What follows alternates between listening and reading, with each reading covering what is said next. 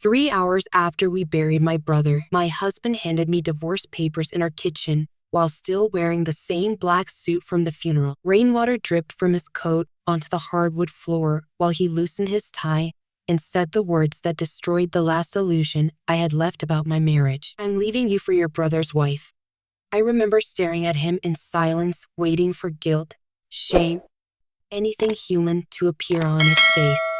Nothing did. Then he calmly slid the papers across the counter and said, "Just sign them, Claire. It'll be easier for everyone." My brother Ethan had been dead for less than 4 hours. He died in a highway collision outside Milwaukee. 43 years old, healthy, disciplined, the kind of man who remembered every employee's birthday and paid people's medical bills without telling anyone. He built Hawthorne Logistics from 3 trucks into one of the largest freight companies in the Midwest. And somehow the man he trusted most besides me was already trying to take his place. My husband, Marcus. At the funeral, Marcus had played the grieving brother-in-law perfectly. Hand on my back, quiet face, careful sympathy. But looking back now, I realize his attention kept drifting toward my brother's widow, Elise. Elegant, controlled, expensive black dress, tears that looked almost practiced. At the time, I hated myself for suspecting anything. Now I know my instincts were right. When Marcus told me he planned to marry Elise, I asked the only question that mattered. How long? He took a sip of bourbon before answering. A while. Not remorseful. Not ashamed. Just practical.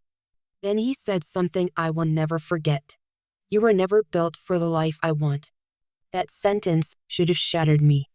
Instead, something inside me became very calm.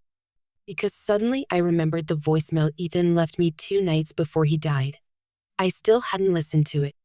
Marcus pushed the divorce papers closer. "Let's not drag this out." I looked down at the documents. Asset waivers, clean separation, everything already prepared. Which meant he planned this before my brother died. That realization changed everything. Marcus expected screaming, crying, maybe begging. Instead, I picked up the pen and signed my name. For the first time that night, he looked surprised. "That's it?" he asked. I smiled faintly. "You seem eager to leave." 40 minutes later, he walked out with a suitcase. The moment his car disappeared, I played Ethan's voicemail. There was a long pause before my brother spoke. "Claire, if you're hearing this, something probably happened before I could explain things myself." My chest tightened immediately. Then he said quietly, "Don't trust anyone until David Mercer reads the will." For the next few weeks, I barely slept. Not because I missed Marcus, because once the shock faded, every ignored warning sign came rushing back at once. The late nights at work, the expensive suits, the way Elise laughed too hard at his jokes during company dinners, the sudden arrogance. It all rearranged itself into something ugly and obvious. Meanwhile, Marcus and Elise stopped hiding almost immediately. Photos appeared online less than a week after the funeral. Steak dinners downtown, weekend trips to Lake Geneva. Smiling beside fireplaces like 2 people starting a glamorous new life together. In one photo, Marcus wore Ethan's cashmere coat. That nearly broke me. Not because Marcus looked happy, because my brother trusted him completely. A week later, I finally returned to Hawthorne Logistics headquarters in downtown Chicago. The moment I stepped onto the executive floor, conversation stopped. Everyone already knew. Marcus was practically acting like CEO already. Ethan's assistant, Jenna, hugged me the second she saw me. "You need to see what's happening," she whispered. Apparently, Marcus had started using Ethan's office daily, sitting behind his desk, leading meetings, talking about future restructuring. Elise had been showing up too.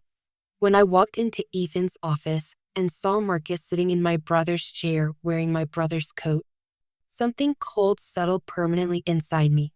"What are you doing?" I asked quietly. "Working," he replied casually. Someone has to stabilize things. You're a regional sales director. He leaned back comfortably. Titles change. Then he said something that told me exactly what he believed. Elise inherited everything anyway. There it was, the entire plan. Marcus thought my brother's fortune belonged to Elise now, and through Elise, eventually to him. I asked one question carefully. Did Ethan know about you two before he died? Marcus's expression flickered for half a second, fear. Then the office door opened. David Mercer stepped inside, Ethan's attorney, tall, gray-haired, calm in the way only wealthy lawyers seem capable of being. He looked at Marcus and said politely, I need a private conversation with Claire. Marcus left reluctantly. The moment the door closed, David placed a sealed envelope on the desk. Your brother made changes shortly before his death, he said carefully, and he instructed me not to explain anything until 30 days passed. Why 30 days? David looked directly at me. Because your brother believed people reveal their true character when they think they've already won. That month changed everything. Marcus became reckless. He and Elise hosted lavish dinners at Ethan's house. Marcus removed family photos from the office, started talking like the company already belonged to him. But greed makes people careless. And Ethan had been preparing quietly long before any of us realized it. The morning of the will reading, reporters waited outside the law office downtown. Apparently, rumors about Ethan's estate had spread through Chicago business circles. When I entered the conference room, Marcus looked almost cheerful. Elise sat beside him in a fitted black dress, wearing diamond earrings Ethan probably bought her. They looked like people arriving for a celebration instead of a legal meeting. David entered exactly at 900 hours carrying several folders. Then he began reading. Under the revised terms of Ethan Hawthorne's estate, he said calmly, the sole controlling beneficiary of Hawthorne Logistics and all associated executive holdings is Claire Hawthorne. Silence. Marcus blinked once. Elise frowned in confusion. Then Marcus actually laughed. Okay, he said. Very funny. David didn't even look at him. Estate law is rarely humorous, Mr. Bennett. Elise's face lost color instantly. Marcus grabbed the paperwork and scanned it frantically. No, he muttered, that's impossible. David folded his hands calmly. Your brother established a separate trust for Elise's personal support. However, full operational control of all primary assets transfers directly to Claire. I watched panic enter both their faces at the exact same moment because suddenly the future they built together disappeared. Marcus stood abruptly. Ethan would never do this. David opened another folder. Actually, he did. Then he pressed a button on the remote beside him. A television screen flickered on, and suddenly my brother appeared alive, sitting behind his office desk in a navy sweater. For one terrible second, I forgot how to breathe. If you're watching this, Ethan said calmly, then David was right. Things became ugly after I died.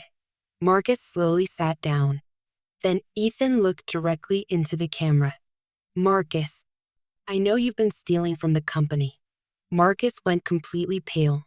And I know about you and Elise. Elise covered her mouth. I closed my eyes briefly. Ethan knew everything. The affair, the theft, all of it.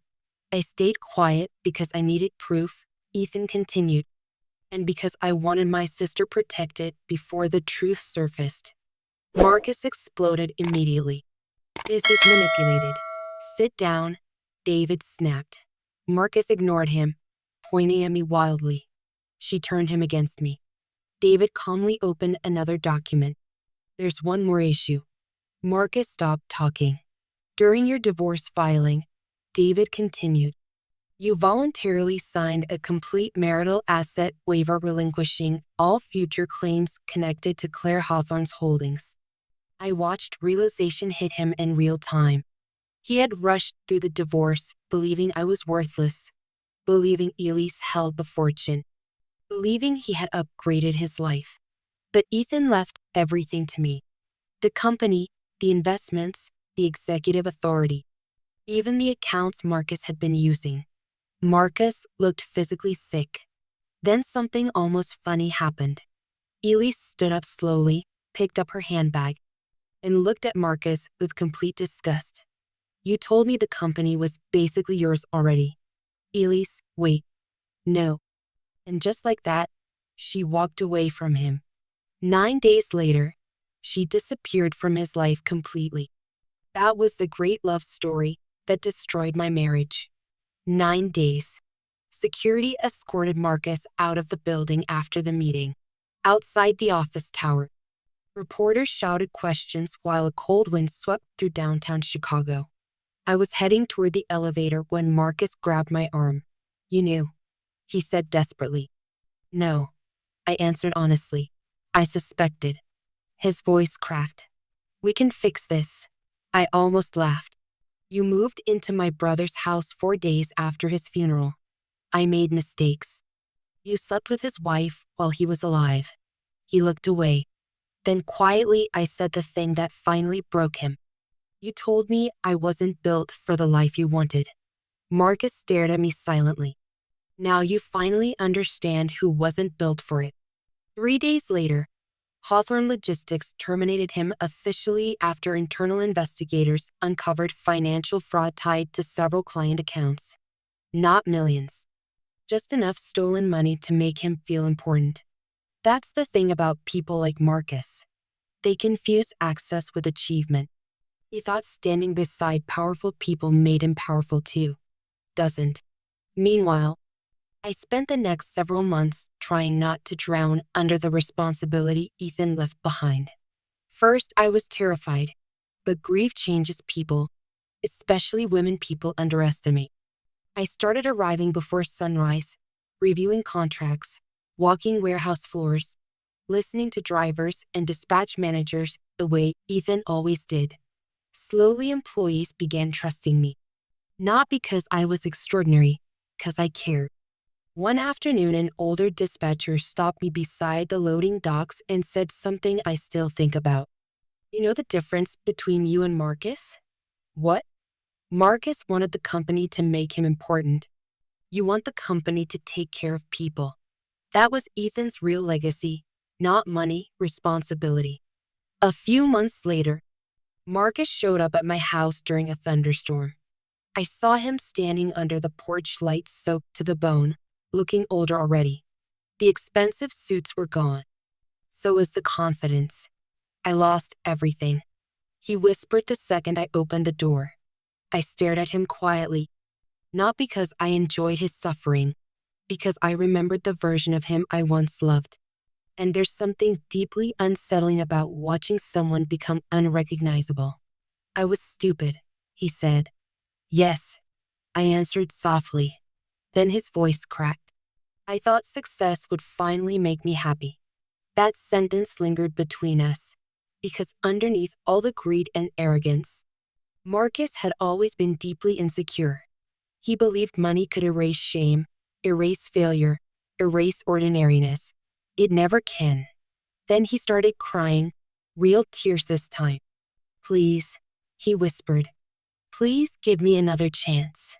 And there, beneath cold Illinois rain, Marcus Bennett dropped to his knees on my front porch begging for the life he destroyed with his own hands. But the moment that stayed with me forever wasn't his apology. It was what happened next. His eyes drifted past me into the living room and landed on a framed photograph above the fireplace. Ethan smiling beside both of us at Christmas years earlier. Marcus stared at that picture and finally understood the full weight of what he betrayed. After a long silence, I handed him an umbrella. Go home, Marcus. His face collapsed completely because I think he finally realized he didn't really have one anymore. The company was gone. Elise was gone. His reputation was destroyed. Most of his friends vanished the second his status disappeared. He took the umbrella slowly. I never meant for this to happen, he whispered. That sentence revealed everything. People like Marcus never believe they're villains. They think disaster simply appears around them without choices, leading their one selfish decision at a time. So instead of arguing, I told him the truth. You kept choosing yourself over everyone who loved you. Then he walked away into the rain. I never saw him again. Months later, I heard he moved to Indiana under a different name and took a low-level trucking sales job after quietly settling the fraud investigation. Elise relocated to Arizona searching for another wealthy life to step into. And me? I stayed. The company survived. Then it grew. Later that year, we launched the Ethan Hawthorne Foundation, providing scholarships for employees and children pursuing college or trade programs. The first recipient was a mechanic's daughter who wanted to become an engineer. When I called to tell her she'd received full tuition support, she cried so hard she could barely speak. After we hung up, I sat alone in my office staring at the Chicago skyline and realized something unexpected. For the first time since Ethan died, grief no longer felt empty. It felt meaningful. 1 year later, I visited Ethan's grave during the first snowfall of winter. I brought white lilies because he used to buy them for our mother every Easter. Standing there in the cold, I finally whispered the truth out loud. You were right. I trusted people too easily. But Ethan also taught me something else. I didn't need someone else to save my life. That's the thing people misunderstand about revenge. Real revenge isn't screaming. It isn't humiliation. It's rebuilding yourself so completely that the people who betrayed you can no longer recognize the person standing in front of them. It's surviving honestly while they collapse beneath the weight of their own choices. As I walked back toward my car, sunlight slowly broke through the winter clouds and spilled across the snow around the cemetery. And for the first time in a very long time, the future didn't scare me anymore. It felt earned.